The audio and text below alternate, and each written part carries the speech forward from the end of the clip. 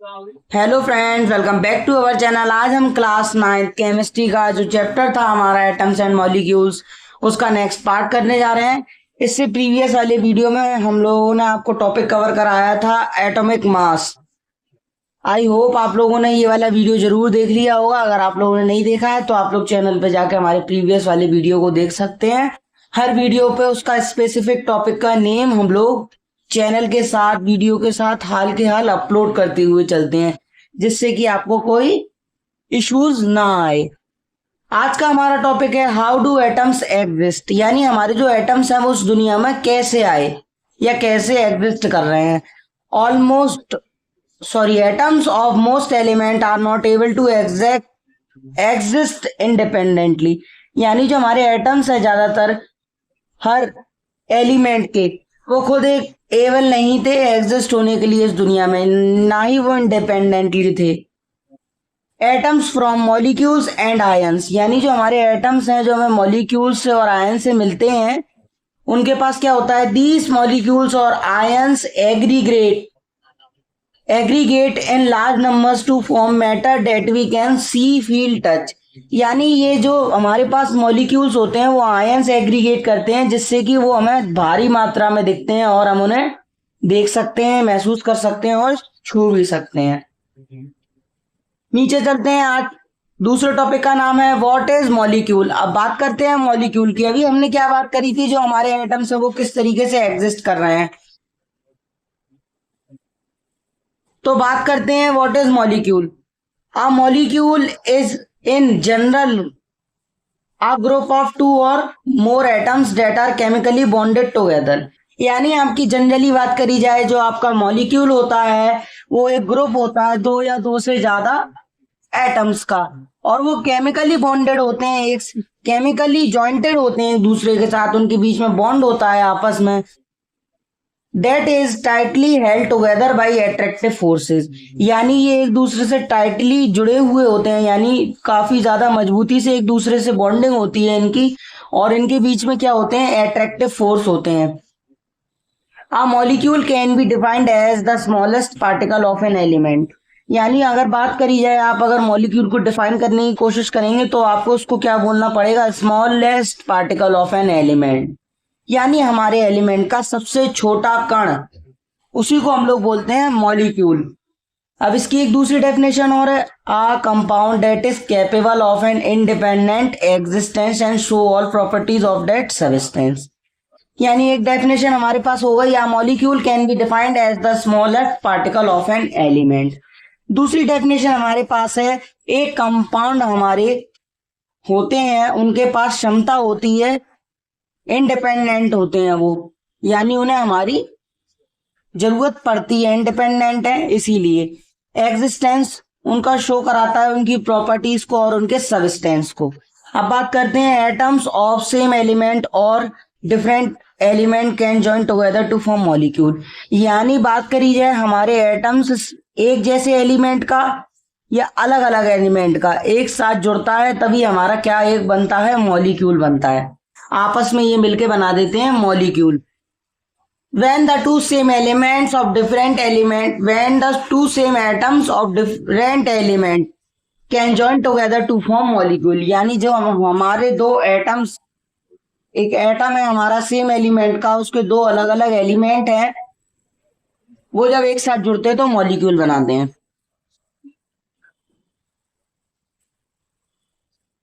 अब बात करी जाए, हमारी हेडिंग है मॉलिक्यूल्स ऑफ एलिमेंट। अब यानी बात करी जाए जो हमारे एलिमेंट्स के कण होते हैं उनके बारे में। The molecules of an element constituted by the same type of atom, यानी जो हमारी बात करी जाए जो हमारे मॉलिक्यूल्स होते हैं एक एलिमेंट के, वो एक टाइप के एटम से मिलते हैं हमको। Molecules of many elements such as argon, helium etcetera, यानी इसमें कुछ एग्जांपल दिए जा रहे हैं, जैसे आपके कुछ एलिमेंट है, आर्गन हो गया उसे हम लोग AR बोलते हैं, इसका सिंबल है, हीलियम हो गया इसका सिंबल है HE, are made up of only one atom of the element, यानी ये किससे मिलते हैं, यानी ये उस एटम के एक पार्ट से मिलकर बनता है element. But this is not the case with most of non metals यानी पर ये ज्यादातर नहीं होता है, जो हमारे नॉन मेटल्स होते हैं उनका एग्जाम्पल दे रहे हैं। For example, a molecule of oxygen consist of 2 atoms of oxygen and hence it is known as a diatomic molecule।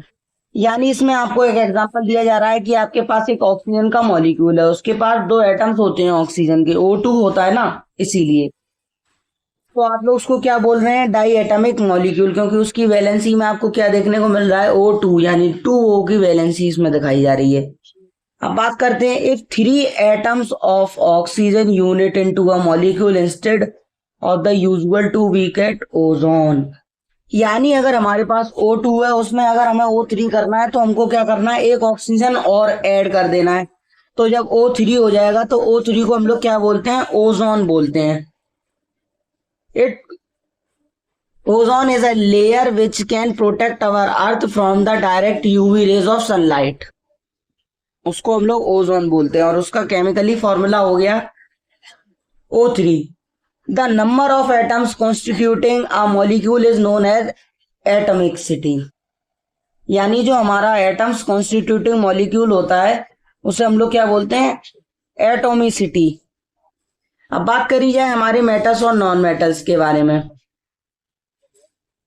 Metals and some other elements such as carbon, यानी हमारे जो metals हैं और कुछ अदर एलिमेंट है जैसे कि carbon, do not have simple structure but consist of a very large and definite number of atoms bonded together. यानी बात करी जाए तो हमारा जो मेटल्स होता है उसमें कुछ सेम एलिमेंट्स भी होते हैं, अलग भी होते हैं। पर जब बात करी जाए कार्बन की, ये इसके पास सिंपल स्ट्रक्चर नहीं होता है क्योंकि ये कंसिस्ट करता है इनडेफिनेट नंबर ऑफ एटम, यानी इसके पास एक इक्वल नंबर नहीं है एटम्स के, इसीलिए ये आपस में बॉन्ड नहीं कर पाता है। Let us look at the atomicity of some non metals, यानी हमें एटॉमिसिटी जाननी होगी इसकी कुछ नॉन मेटल्स की sorry. Types of element non metals, name आ गया। आर्गन आपका मोनो एटॉमिक हो गया क्योंकि Ar होता है। हीलियम आपका मोनो एटॉमिक हो गया क्योंकि He होता है, कोई इसमें पावर वगैरह कुछ नहीं है। ऑक्सीजन में O2 आता है इसलिए डाई एटॉमिक हो गया। हाइड्रोजन में H2 आता है इसीलिए वो डाई एटॉमिक हो गया। क्लोरीन में Cl2 आता है इसीलिए वो डाई एटॉमिक हो गया। यहाँ पे O2, यहाँ पे H2, यहाँ पे नाइट्रोजन, यहाँ पे क्लोरीन का Cl2, फॉस्फोरस और सल्फर, ये पॉलीएटॉमिक हो गया, ये टेट्राएटॉमिक हो गया। और आर्गन का सिंबल ये हो गया Ar, हीलियम का हो गया He। यही हमारे एलिमेंट थे। अब इससे आगे चलते हैं थोड़ा। Molecules of compound, atoms of different elements join together in definite proportion to form molecules of compound। यानी बात करी जाए हमारे जो एटम्स होते हैं अलग अलग एलिमेंट के, वो एक साथ डेफाइनाइट प्रोपोर्शन में मिलते हैं और मॉलिक्यूल बनाते हैं और कंपाउंड बन जाते हैं बाद में। Few examples are given in, यानी इसमें आपके पास कुछ एग्जाम्पल भी दिए गए हैं, उसको भी देख लेते हैं एक बार। मॉलिक्यूल्स ऑफ सम कंपाउंड, यानी हमारे मॉलिक्यूल्स के कुछ कंपाउंड हो गया वाटर। वाटर में कंबाइनिंग एलिमेंट आपका क्या है, हाइड्रोजन और ऑक्सीजन। रेशियो बाई मास 1:8, इसे हम लोग 1/8 भी बोल सकते हैं। अब बात करी जाए अमोनिया दिया जा रहा है, नाइट्रोजन, इसमें हाइड्रोजन हो गया, 14:3 हो गया। कार्बन डाइऑक्साइड दिया जा रहा है, कार्बन ऑक्सीजन, या तो कार्बन या ऑक्सीजन, दोनों ही एग्जाम्पल हैं। इन दोनों का ही 3:8 दिया जा रहा है, रेशियो बाई मास। तो इसमें आगे एक एक्टिविटी और बताई जा रही है कि आपके पास रेशियो बाई मास दिया जा रहा है, मॉलिक्यूल्स में प्रेजेंट है 3.2 for atomic mass of element. Find the ratio of the atoms of element in the molecules compounds given in table. अब आपके पास क्या एलिमेंट दिया जा रहा है, H, इसका रेशियो 0 हो गया। यहाँ हाइड्रोजन का आपको दिया जा रहा था 1:8, तो आप लोग रेशियो बाई मास रखेंगे तो 1 1:8 मैं यहाँ बीच में लिख देता हूँ जिससे कि आपको याद रहे। ये 1:8 है, तो 1:8 अगर हम लोग खोलेंगे तो 1/8 हो जाएगा। एटॉमिक मास यूनिट कितनी हो गई? 1/16 हो गई। मास रेशियो अपॉन में एटॉमिक मास 1/1 होता है दोनों का, तो रख दिया इज इक्वल्स टू। अब 8/16 1/1 एटॉमिक मास यूनिट ऑक्सीजन की 8, ये डबल करेंगे। हाँ, एटॉमिक मास यूनिट O2 की कितनी होती है? 16। हाइड्रोजन की कितनी होती है? 1। तो सिंपली हम लोगों को कुछ नहीं करना है। O2 होता है O की जो हमारे पास, जो उसमें हमारे पास उसके वैल्यूज दी जाती हैं, जो उसमें उसके कितने शेल्स होते हैं वो उसमें होता है। तो O2 में O कंटेन करता है 8 इलेक्ट्रॉन्स, तो O2 लिखा है तो 8 + 8 इज इक्वल्स टू 16। हाइड्रोजन में क्या होता है? H2। तो H2 हमारे पास, अगर हाइड्रोजन के पास H है तो हाइड्रोजन के पास वैलेंसी कितनी होती है? 1 होती है, इसीलिए हाइड्रोजन में 1 रखा है। तो 1/16, 1/16, तो 1/1 इज इक्वल्स टू 1, 8/16 1/2। तो यहाँ पे आपका सिंपल आंसर आ जाएगा 2:1, 2:1। Thus the ratio by number of atoms water is H/2 is equals to 2:1। यानी आपका जो आंसर है वो बन जाएगा आपका 2:1। सो फ्रेंड्स, अगर आप लोगों को हमारा वीडियो पसंद आया तो चैनल को लाइक, कमेंट, सब्सक्राइब, शेयर जरूर करिएगा। थैंक यू, मिलते हैं नेक्स्ट पार्ट में।